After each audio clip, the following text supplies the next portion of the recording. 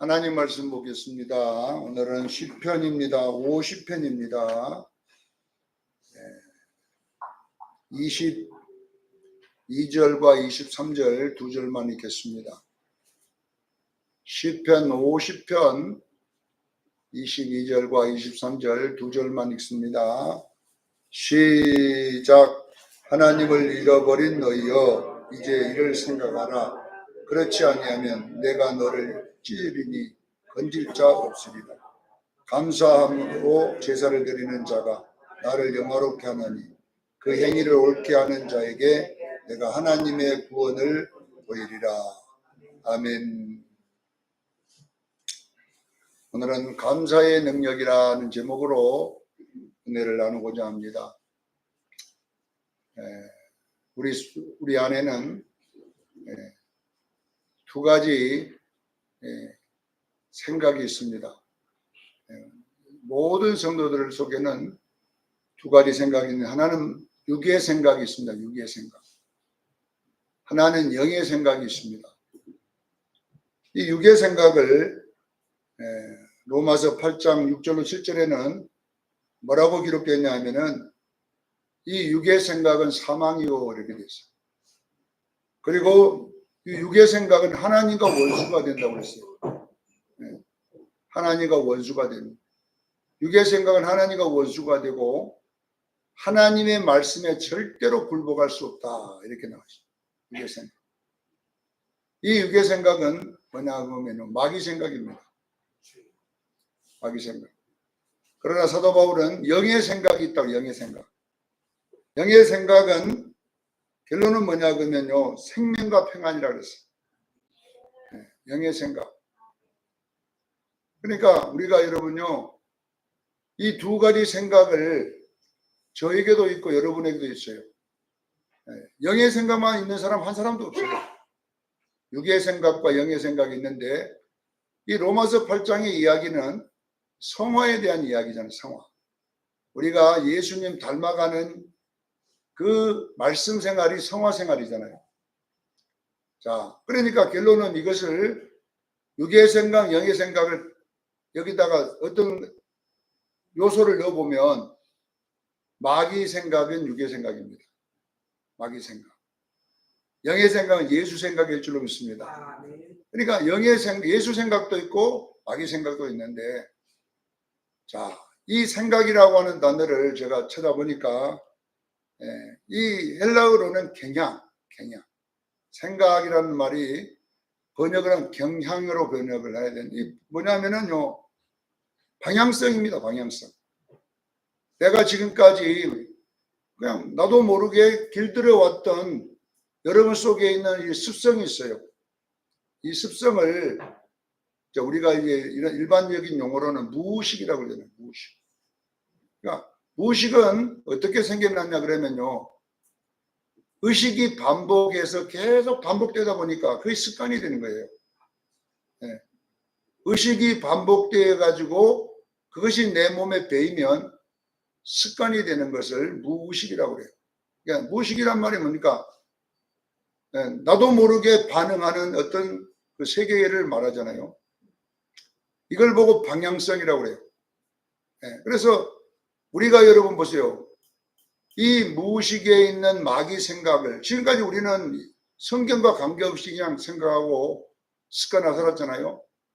그러나 우리가 예수를 믿다 보니까 이 옛 생각은 잘못됐더라 이 말이에요. 그래서 이제 우리가 예수 생각으로 살아가야 됩니다. 그러면 어떻게 하면 이 방향성, 이 경향을, 예수 경향을 가질 수 있냐? 이 말은 의식적으로 우리가 계속 해야만이 예수 생각이 내 몸에 배어야 될 줄로 믿습니다. 여러분 보세요. 우리가 글로 몇 자 배워가지고 알고 있는 것 갖고는 여러분요, 이 예수 생각으로 살 수가 없어요. 지식은 분명하게 있는데 내 행동은요, 옛 생각이 계속 나가버리거든요. 그러려면 어떻게 해야 되느냐? 말씀을 의식적으로 행하기를 바랍니다. 예를 들어서 이제 말을 할 때에도 나도 모르게 나가는 말이 있고 성경대로 말을 내고는 말이 있는데, 여러분 보세요. 내도 모르게 나가는 말은 자연스럽게 나와요. 자연스럽게 뭐 연습 안 해도 나오잖아요. 그런데 예수님 말씀은 말을 해보면요 좀 어색합니다. 억지로 하는 것 같은 느낌이 듭니다. 왜냐 그러면요 안 해봤기 때문에 방향성이 안 정해졌기 때문에 이게 바꾸기가 참 어려웠거든요. 그래서 우리는 로마서 8장 13절로 14절에 보면 영으로 몸의 행실을 죽이면 그 사람이 곧 하나님의 아들이라 이렇게 영으로 몸의 행실을 죽여야 됩니다. 이게 뭐냐면은 이 옛 생각, 육의 생각을 자꾸 제재를 가하라는 말이에요. 하나님의 말씀으로 육의 생각을 못하게 막기를 바랍니다. 그게 쉬운 일은 아니에요. 기록된 성경 구절은 짧게 기록됐지만은 내 삶에 적용하려면요 참 어렵습니다. 예. 여러분 안 맞는 옷 입은 것 같아요. 이 말씀이란 것이 여러분들이 입어보면 나하고 안 맞는 옷 입은 것 같아요. 굉장히 불편합니다. 이게 불편해. 왜냐하면 지금까지 내가 입었던 육의 생각은 너무 편해. 그런데 이 영의 생각은요 불편하기 시작합니다. 우리 대한민국에서 옛날에 중동에 그 아파트를 많이 지었다 그러더라고요. 그래가지고 그 좋은 아파트를 이제 5.1달러로 탁 지났다는 예쁘게 지났는데요. 그래서 이제 그 중동에 있는 나라들이 자기 나라 사람들에게 한 채씩 줬어 공짜로 살으라고. 근데 여러분요 한 사람도 안 들어가요. 왜냐하면요 불편해. 불편해. 거기에 샤워기도 있고 막 거기에 막 했는데요 엄청 그래가지고 아파트를 분양해 줬는데요 전부 다 어디 와 자냐면 차 밑에 모래 밑 차 밑에 들어가서 자더라는 거예요. 왜냐하면 지금까지 항상 모래하고 접촉하고 막 그렇게 살았기 때문에 텐트 안에서 그 모래가 닿아야 잠이 온대요. 참 신기하잖아요. 왜냐하면 그 사람들은 어릴 때부터 그냥 모래 위에서 텐트 쳐놓고 늘 자던 것이 뭐냐 그게 굉장히 익숙해요. 근데 갑자기 그냥 네모 반짝한 집에다가 그냥 그런 데 사니까 막 이상해. 온몸이 막 개이고 잠도 안 오고 이렇게 되는 거예요. 그게 뭐냐 그러면요 경향이거든요. 우리가 지금까지 길들여왔던 이런 많은 경향들이 예수 경향으로 바꾼다는 데는 쉬운 거 아닙니다. 설교는 쉽지만은요 내가 직접 하려면 엄청나게 어렵습니다. 그래서 우리는 이 경향을 조심해야 되는데 이게 성화의 일은 이 두 가지를 나눌 수 있는 능력이 있어야 돼요.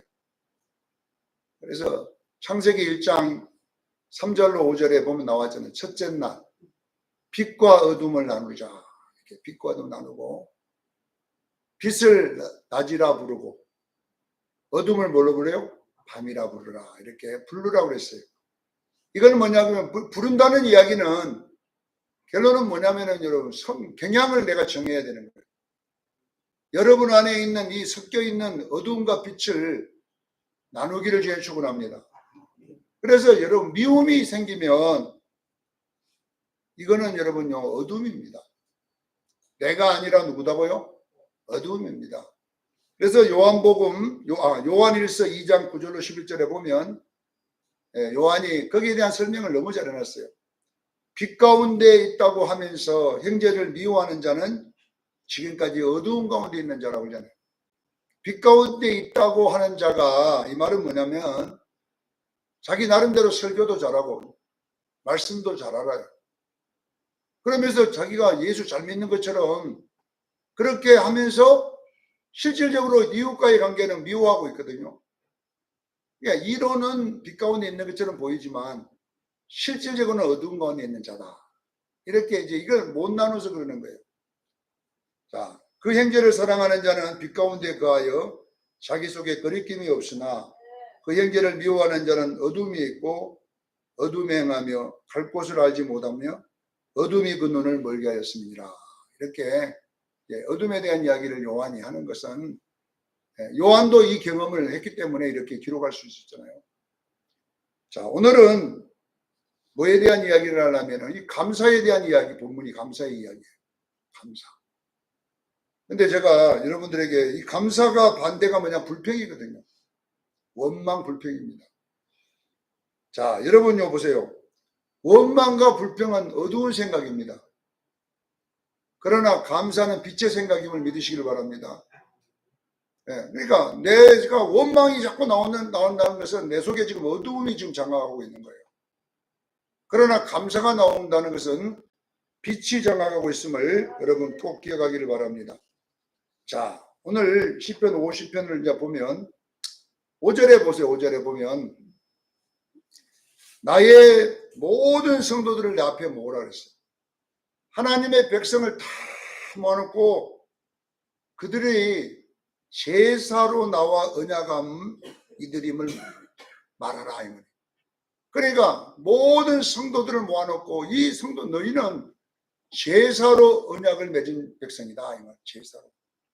자, 제가 시편 강의를 하면서 시편은 뭐냐 그러면 바른 예배의 태도가 뭔가를 설명하고 있다고 그러죠. 예배에도 태도가 있어요, 여러분요. 이사야 1장 12절에 보면 마당만 밟은 이것은 바른 예배 태도가 아니잖아요. 너희가 내게 보이러 오나 뭐만 밟아요? 마당만 밟고 가는 것은 그것은 옳은 예배가 태도가 아니다라고 그러잖아요. 하나님을 만홀히 여기는 태도라고 이사야 1장 4절에 읽어보니까 너희들이 나를 만홀히 여기는다. 이 만홀이란 말이 뭐냐 그러면 업신여기다. 하나님을 업신여기다. 무시하다. 함부로 하다 이런 뜻이잖아요. 그러니까 결론은 뭐냐 그러면요. 예배 태도가 엉망이라는 거예요. 엉망.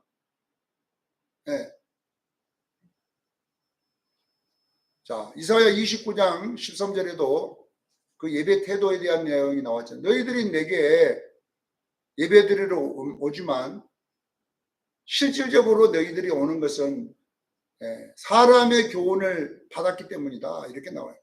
그러나 마음은 내게서 멀다 그랬어요. 사람의 교훈을 받아서 온다는 이야기는 뭐냐 그러면 종교의 어떤 습성이 길러진 거지, 유대인들이. 어릴 때부터 그냥 예배 드리고 어릴 때부터 제사 드리고 이러다 보니까 나는 유대인이기 때문에 뭐 마음은 없어요. 그냥 종교, 행위 이걸 보고 뭐냐면은 행식적 기독교라고 해요. 어떤 분들은 그러잖아요. 껍만 그리스도, 포장만 그리스도이다 이렇게 이야기는. 자, 여러분 보세요. 이사야서의 내용이 뭐냐면 여러분요. 우시아 왕 때부터 히스기야 왕까지의 때에 선지자가 이사야 선지자잖아요. 그때의 이 시대의 성도들의 예배 태도가 그만큼 엉망진창이라는 거예요. 지금까지 선조들 기독교인이라는 명목 아래 그냥 명목적 크리스찬 그냥 교회 나왔다가 예배 드리고 이렇게 가는데 분명하게 이것도 예배는 예배지만 바른 태도가 아니다. 이걸 설명하고 있음을 믿으시기를 바랍니다. 그러니까 이제 오늘 이사야 시편은 우리가 예배를 드려도 바른 태도로 드려야 되는데 어떤 태도가 바른 태도인가? 그래서 50장 5절에 보니까 모든 성도들을 다 내 앞에 모으라.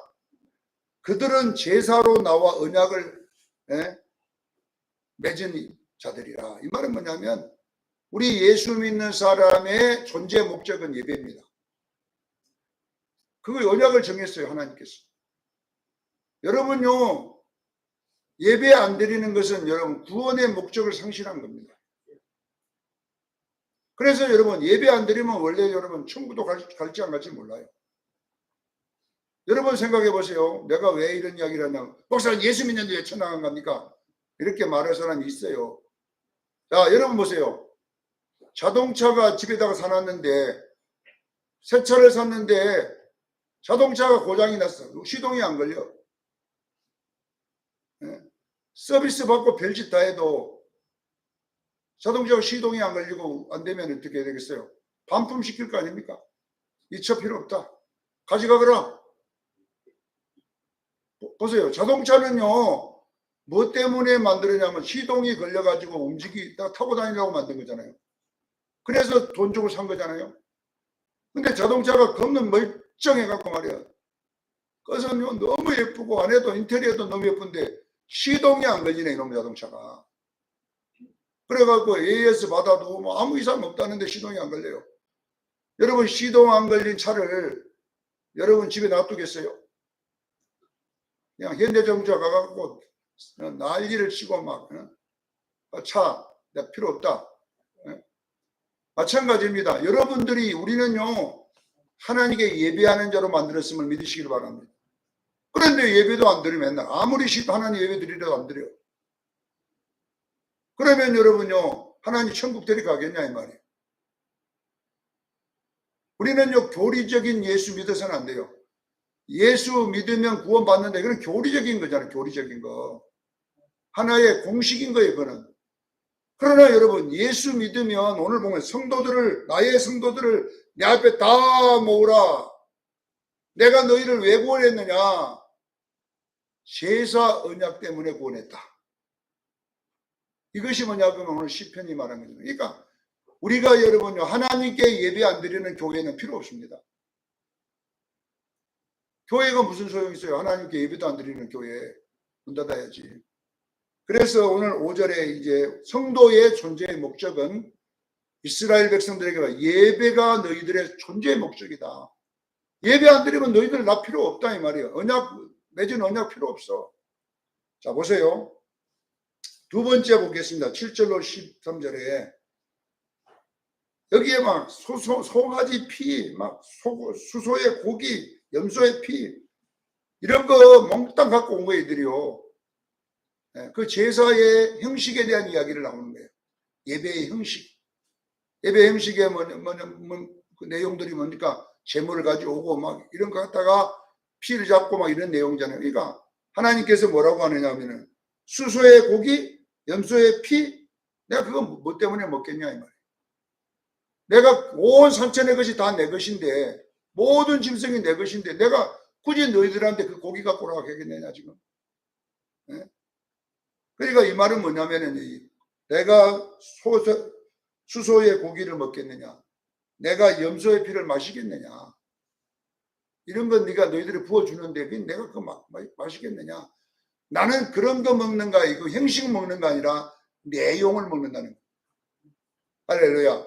우리가 주일날 여러분 양복 쫙 빼입고 막 와서 뭐 하지만 실질적으로 그 형식을 받는 게 아니라는 거예요. 형식도 보지만은 그 안에 있는 내용을 볼 줄로 믿습니다. 난 우리 수영 성도들이 형식주의적인 교인 되지 않기를 예수님 축원합니다. 하나님이 우리가 와서 앉았다 가는 거 그거 받는 거 아니라는 거예요. 우리가 드리는 이 헌금 형식적으로 내는 거 받는 게 아니라는 거예요.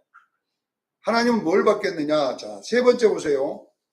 14절로 23절에 감사의 마음을 받겠다는 겁니다. 예배의 바른 태도는 여러분요 감사의 마음이 있어야 될 줄로 믿습니다. 자, 14절에 보세요. 감사로 하나님께 제사를 드리라. 감사로. 근데 소고기 수소 드리지만 그 수소를 드릴 때 그 안에 감사가 있어야 된다. 내용이 있어야 된다는 거예요. 자, 23절에도 보면 감사로 제사를 드리는 자가 나를 영화롭게 한다. 감사로. 사랑하는 성도 여러분, 우리 성도들의 예배의 가장 기본이 뭐냐? 감사입니다. 감사. 억지로 나와가지고 막 예배 드리는 거는 그거는 소용없어요. 원래. 그래서 우리는 하나님께 나갈 때 예배 드리러 갈 때 여러분 항상 자신의 내용을 살피고 가기를 저는 축원합니다. 오늘도 염소의 고기, 염소의 피, 수소의 고기 가져갈 때에 그 안에 담겨있는 감사가 있냐 말이에요. 예를 들어서 내가 주방에 봉사로 왔는데 주방 우리 구역이니까 봉사한다. 원래 그거는요 봉사도 봉사지만 하나님이 받으시는 봉사가 아니에요. 그 봉사 안에 감사의 내용이 있기를 바랍니다. 성도님들을 위해서 내가 이렇게 아름다운 이걸 준비하는데 감사합니다. 이 감사가 있어야 그 봉사가 되는데 어떤 사람은요 감사보다 불평이 더 많아. 그냥 그릇 씻다가 불평, 쌀 씻다가 불평. 원래 불평하면 안 해야 되지만은 안 한 것보다 한 것이 나으니까 하세요. 네. 원래 불평하면 안 해야 되게. 불평하면서 왜 하냐 이 말이에요. 그러니까 보세요. 불평하면서도 하는 것이 뭐냐 그러면 이게 종교적 내용 때문에 그래요. 내가 뭐 주일날 돌아오니까 뭐 이렇게. 자, 사랑하는 성도 여러분 보세요. 여러분들이 항상 교회 청소를 나올 때에도 마찬가지예요. 청소할 때에 아이고 우리 구역이구나 해가지고 하는 것보다 오늘도 청소하러 갈 때 감사의 내용이 있는가를 살피고 청소하기를 바랍니다. 의도적으로 자꾸 우리가 그렇게 해야 되는데요. 나중에 여러분요 우시아부터 히스기야까지 그 많은 왕들 시대에 보니까 감사가 빠져버렸어요. 전부 다 형식이에요. 형식 예배, 형식 감사, 형식 제사 전부 다 이러고 있어요. 하나님이 그것이 뭐냐 그러면 나를 만홀히 여기는 거다. 태도다. 이렇게 이야기하잖아요. 시편 100편 4절에 보면 감사함으로 그 문에 들어가라. 감사함으로. 하나님께 문으로 들어가는 하나님의 집에 가라는 예배 드리러 가는 태도예요. 감사함으로 들어가야 돼요. 그러니까 우리가 여러분이 교회에 올 때에 예배 드리러 올 때에 감사를 갖고 오기를 바랍니다. 11조에도 감사가 있어야 돼요. 감사함으로 11조. 원래 11조라고 하지만은 이 11조는요 감사헌금이에요. 네, 건축헌금도 감사헌금이에요. 원래 이런 거 없애버리고 그냥 감사헌금 하나만 해도 됐는데 이제 이렇게 나눠놓은 것은 구분을 좀 하기 위해서 재정부에서 이렇게 정해요. 다 여러분 11조 안 떼면 벌 받는다 이래가지고 드리는 것은 태도가 옳은 거 아니잖아요. 하나님이 나를 지켜주시고 하나님이 지금까지 나를 먹여 살려주시고 하나님의 것으로 살게 하신 것에 감사해서 드릴 때에 여러분들에게 은혜가 있을 줄로 믿습니다. 네. 감사해요. 감사가 빠졌을 때부터는 이제 뭐냐면 형식으로 올라갑니다. 내용이 빠진 거잖아요. 그래서 제가 감사라는 단어를 히브리어를 찾아봐서 감사가 뭔가 감사가 뭐냐 그러면 토다 이렇게 토다 토를 달다가 아니라 토다. 그러면 무슨 말이냐 토다라는 이 단어는 야다라고 하는 단어에 파생되어 왔어요. 야다. 네. 동사 야다에서 왔는데 이 야다란 말은 우리 다 알잖아요. 경험하다. 우리나라 말은 알다라고 번역됐지만 히브리인들은 이렇게 지식을 말하는 게 아니에요. 경험하다, 체험하다 이런 뜻이에요. 자 보세요. 그러면 왜 야다에서 토다로 이렇게 썼냐면 야다라는 단어에서 토다로 이렇게 감사를 썼냐면요. 감사는 말의 감사가 아니라는 말이에요. 그 감사할 수밖에 없는 경험을 갖고 나오라는 거예요. 여러분이 왜 감사를 해야 되냐 이 말이에요. 네? 우리가 여러분 보세요. 숨 쉬는 것도 감사해야 돼요. 걷는 것도 감사해야 돼요. 자, 감사는 어떤 사람에게 나오냐 그러면요. 나가 나의 나된 것이 하나님의 은혜라고 할 때 감사가 나오는 거예요. 근데 내가 당연하다고 할 때는 감사가 나오지 않아요. 여러분들이요, 수입이 생겼을 때에 월급을 받았든지 뭐 수입이 생겼을 때에 그 수입이 당연히 생겼다면요, 감사가 생길 수 없어요. 그 수입을 주신 하나님이다. 시사는 은혜로 생각할 때 감사가 있는 거예요. 하나님, 나에게 이런 것을 주셔서 감사합니다. 내 노력으로 내 힘으로 이걸 얻었다고 생각하면 뭘 감사가 나오겠어요. 그러나 나의 나된 하나님의 은혜다. 자, 내가 당연히 건강하다고 생각하면 건강에 대한 감사가 없어요. 당연한 거잖아요. 그는. 그러니 무슨 감사가 있겠어요. 그러나 여러분요. 건강이 하나님의 선물이라고 생각할 때요. 감사가 있는 거예요. 깨닫기를 바랍니다. 여러분 자식을 볼 때도 자식도 볼 때도 아이고 내 자식이다 그러면 감사가 없어요. 그러나 자식도 하나님의 기업입니다. 선물일 때에 감사가 있을 줄로 믿습니다. 모든 감사는 어디서 오느냐? 은혜에서 오는 거예요. 내가 잠을 자고도요. 당연히 잘 자. 나는 어떤 사람은요. 그냥 머리만 탁 대면 자버리는 사람한테 무슨 잠의 감사가 있겠어요? 예? 머리만 대면 잠이 오는데 무슨 잠자는 거에 감사가 있겠습니까? 그런다 여러분 불면증 한 20년 걸려고 살아보세요. 예? 약을 먹어도 잠이 안 와. 근데 어느 날 여러분요 기도하고 자면 잠이 확 오는 기도만 하고 자면 잠. 그러면요 일어나가지고 잠자고 나서 감사합니다. 왜? 선물이기 때문에 그래요. 사랑하는 자에게 잠을 주시는 도다. 잠이 선물이라고 하는 선물. 그래 감사가 나온 거죠.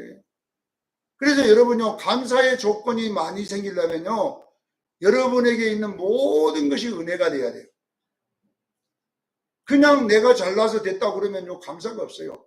11조도 마찬가지예요. 내 돈을 떼주러 아까워. 떼려면요 아까워. 왜? 내가 괜히 손해보는 거잖아요. 자 여러분 왜 감사를 토다를 야다에서 왔냐면요. 결론은 하나님의 임재의 경험이 결론은 그 경험을 통하여 나타나는 어떤 행위가 뭐냐면 감사할 줄로 믿습니다. 그래서 히브리인들이 단어를 만들 때 참 보면 신기하게 만드는 거예요. 그냥 그 단어가 설교를 하도록 만들어 놓은 거예요. 이 사람들. 자 보세요. 오늘 그러면 제가 여러분들에게 원망이 뭔가 원망. 제가 원망이라는 단어도 한번 찾아봤어요. 설교를 하려고. 룬이라는 단어가 히브리어 원망인데 이 원망이라는 단어는 공격성이 있어요. 이 단어가. 이 차주가 공격성이 있어요. 그리고 화를 잘 내요. 이거.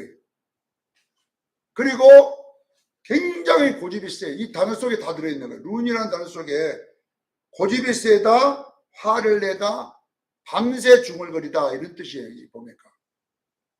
이 원망이라는 단어가 그러니까 이 말은 뭐냐 그러면 말끝마다 원망한다는 뜻이에요. 자다가도 원망하고 밥 먹다가도 원망하고 걷다가도 원망하고 걸어가면 걷는 거 얼마나 행복해. 내가 다리도 튼튼해지고 또 고혈압도 없어지고 걸어다니면 그런데 걷다가 나는 뭐 팔자가 사나 와가지고 말이에요.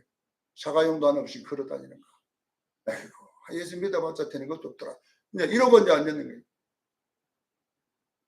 그러니까 모든 매사에 투덜거리는 것이 원망이다. 투덜거리다. 이래서 투덜 저래서 투덜. 자 여러분 보세요. 원망의 이유를 뭐라고 기록했느냐 오늘 본문에 보니까요. 22절에 보세요. 하나님을 잊어버린 너희여 이를 생각하라. 내가 너희를 찢어버리리라.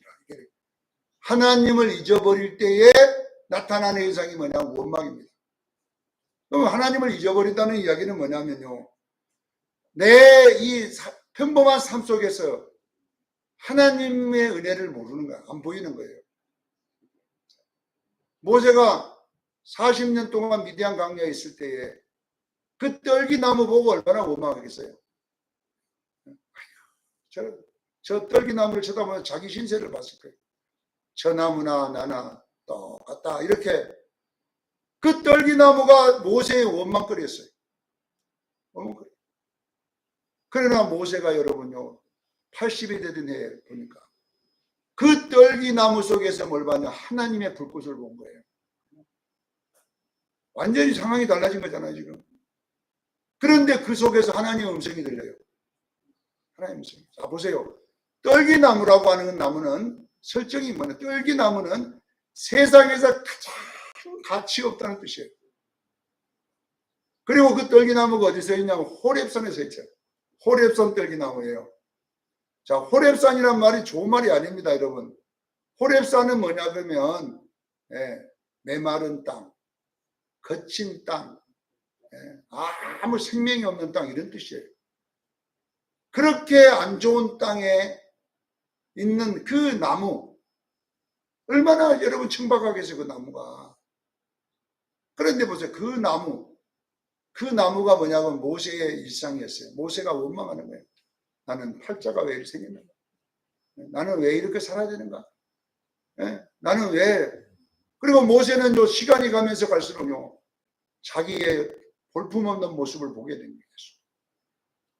여러분 보세요.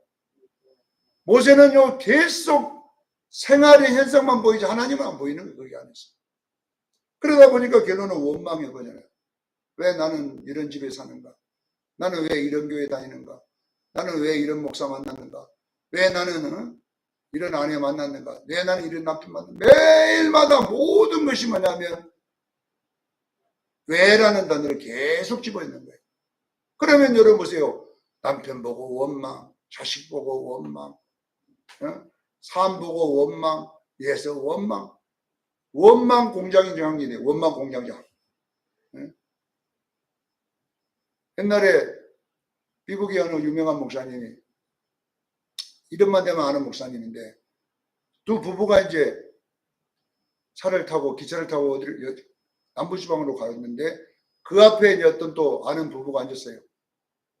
그러니까 이 마누라가 목사 마누라가 옆에 있는 그 회장님 둘이 앉았는데 회장님 앉았는데 가갖고 막 썩 이래서 원망 저래서 원망 이렇게 하니까 목사님이 눈 감고 있다가 그때 자기 마누라가 화장실 좀 갔다 온다고 딱 갔어요. 그러니까 이 회장님한테다가 회장님 사업 잘 되십니까? 예, 사업 잘 됩니다. 우리도 사업이 엄청 잘 됩니다. 아니 목사님 무슨 사업 하니까 하더니 원망 공장을 하고 있습니다. 원망 지금 사업을 공장을 하고 있는데 지금 엄청 생산이 늘어가지고 지금 잠깐 화장실 갔지만은 이렇게 사업이 잘 됩니다. 그러니까 앞에 있던 회장님 보고 웃었다는 원망 공장 이 회장님이 돼갖고 이거는 생산을 그냥 이래서 원망 저래서 원망 여기도 지금 원망 공장 회장님이 있을 줄 몰라요. 요즘 수출도 잘하는데 그 수출은 잘 될 거예요. 그 원망 공장 원망은 이랬다는 이야기가 있어요. 이 책에 보니까 그런 내용이 나와 있더라고요. 여러분 생각해 보세요. 원망 공장은요 경제에 안 탑니다. 이거는 뭐 항상 잘 때 이거는 이왕이면 원망 공장 하지 말고 감사 공장 사업을 하기를 바랍니다. 이래서 감사, 저래서 감사, 요래서 감사 이렇게 하면 될 테네요. 그러니까 여러분요 룸맨이 되면 안 돼. 원망맨이 되면 안 되고 우리는 토다맨이 되기를 저는 축원합니다. 토다. 하나님 나 이래 경험에 대한 은혜잖아요. 이 토다란 말이. 그러니까 이래서 감사. 그래서 그렇게 받게 됐더니 그 떨기나 호렙산 가장 안 좋은 상황이라는 뜻이 호렙산은 그 상황에 있는 그 보잘것없는 가치 없는 나무가 감사로 바꿔졌어요. 할렐루야. 감사로 바꿔지니까 모세의 환난이 끝납니다. 모세의 평범한 일상이 끝나고 하나님의 능력이 맺음을 믿으시길 바랍니다. 여러분들도 이 말씀을 가만히 보면서 오늘 마찬가지 오늘도 예배하러 왔을 때 아이고 금요 초회라 누가 만들었는가. 아이고, 제가 신학교 다닐 때 그랬거든요. 저녁에 이제 늦게까지 막 논쟁하다가 잠이 들면요.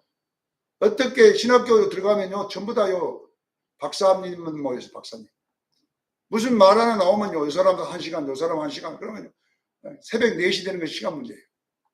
그래서 잠이 들으면요. 얼마나 새벽에 힘들어요. 젊을 때. 근데 새벽 기도도 나가야 돼요. 왜? 안 나가면은 학점이 안 나오니까. 그러니까 억지로 나가면서 원망합니다. 가면서 성경에서 말. 누가 새벽 기도를 만들어 가지고 이렇게 힘들게 한다고 그랬는데 누가 만든 줄 아세요? 길선주 목사가 만든 길선주 목사. 한국 초대교회 부흥 강사였던 길선주 목사 찬양 인도했던 사람이 문선명이거든요. 문선명이가 요 따라다니면서 찬양 인도했다는 거죠. 부흥성에. 문선명이가 장로 때 그러니까 얼마나 찬양을 잘했는지 아세요? 그러다가 이놈이 타락해 버린 거예요. 나중에. 보세요. 길선주 목사가 한국 초대 제1호 부흥 강사였어요. 그런데 길선주 목사가 교회에게 시킨 게 뭐냐면 새벽 기도를 해라 하고 있어요. 그래가지고 우리는 뭐냐면 길선주라는 사람이 길을 잘못 내갖고 새벽 기도를 만들어가지고 우리를 이렇게 고생한다고 원망이 나오는 거예요. 목사들 사람들이 새벽 기도 당연히 해야 되는데 피곤하다고 막 새벽에 교회 나가야 되니까 그러니까 보세요. 이래도 원망 저래도 원망. 사랑하는 시청교성 여러분, 오늘 우리 감사하며 사십시다. 우리가 예배드리러 올 때도 하나님, 이 수많은 사람들 중에 나는 예배드릴 수 있어서 감사합니다. 네, 잠을 자고 일어나서 감사합니다. 이렇게 감사가 여러분의 몸에 배이기를 바랍니다. 근데 이거는요 그냥 되는 게 아니에요. 의도적으로 안 하면요 안 돼요. 내가 계속 의도적으로 감사합니다를 계속 해야만이 무의식에 저장되잖아요. 그러면 어떻게 되느냐면요, 어떤 일만 일하면 감사가 나오는 거예요. 제가 감사 장로 한번 소개하겠습니다. 이거 마치겠습니다. 대구에 옹기를 팔던 장로님이 계셨어요. 그때 옹기는요 수레가 있는 게 아니라 지게에다 지고 다녔어요. 옹기를. 그래 옹기 사이소 옹기 사이소 이러고 돌아다녔는데, 시장에 옹기를 짊어지고 옹기를 하나 두 개 짊어지는 게 아니라 열 몇 개씩 짊어지고 이제 다니는 거예요. 지게에다가 이렇게 해가지고. 근데 어떤 사람이 오다가 옹기 장로님을 확 부딪혀 버렸어요. 그럼 어째 넘어질 수밖에 없냐. 뒤로 확 자빠져가지고 옹기가 다 깨져 버렸어요. 나 같았으면요 그 깬 사람 잡아다가 그냥 혼냈을 건데, 그 장로님 뭐라는 줄 아세요? 안 다쳐서 감사합니다. 안 다쳐서 감사합니다. 니도 안 다치고 나도 아니 감사하고. 그래가지고 감사했다는 이야기가 있는데요. 보세요. 여기에 지금 여러분요, 여러분 옹기 깨졌으면 감사스러운 한 사람도 없어요. 오늘 아침마다 꿈자리가 별로 안 좋더니, 그래가지고 지금 난리가 났을 텐데, 그 장로님은 그 옹기가 깨졌는데도 감사할 수 있는 것이 뭐냐면, 감사가 몸에 배어 있었기 때문에. 하든지 감사합니다. 감사합니다 하니까, 옹기가 깨져 자빠졌는데도 안 다쳐서 감사합니다. 이랬다는 부흥 강사들의 예화가 있어요.